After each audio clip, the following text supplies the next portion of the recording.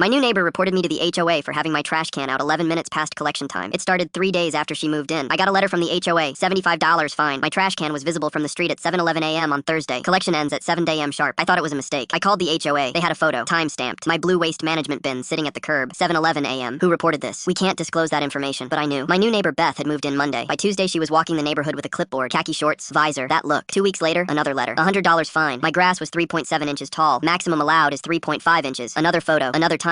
She'd measured my lawn with a ruler. I mowed twice a week after that. Measured it myself. Kept it at 3.2 inches. Got fined anyway. $125. My mailbox post had a small rust spot. Visible deterioration of street-facing property. I repainted the mailbox. Bought a new one, actually. $89 at Home Depot. Beth smiled and waved at me the next morning. Beautiful day, isn't it? My hands were shaking. I just nodded. 3 days later, $150 fine. My car was parked 4.2 inches over my driveway line into the street. I measured afterward. It was 4.1 inches. She'd rounded up. I started parking in my garage. Measured my grass daily. Brought my trash can in within 3 minutes of collection. Set alarms on my phone. Got fined for my garden hose being visible from the street. $175. I installed a hose reel. Put it behind my fence. Beth reported my fence for having a loose board. $200. My wife found me in the garage at midnight measuring the distance between fence slats. This is insane, she said. We should just move. I couldn't answer. My jaw was clenched so tight my teeth hurt. I'd paid $125 in fines in 6 weeks. My neighbor 3 doors down had his basketball hoop up for 2 years. No fines. The Johnsons had a broken gutter for 5 months. Nothing. Just me. Then June 4th happened. Beth started construction on a pool. The construction crew arrived at 6:47 a.m. Neighborhood quiet hours end at 7 a.m. I took a photo. Timestamp visible. My hands weren't shaking anymore. Their truck was parked across 2 driveways. Photo. They stacked lumber on the sidewalk. Photo. That's public property. Code violation 4.7.2.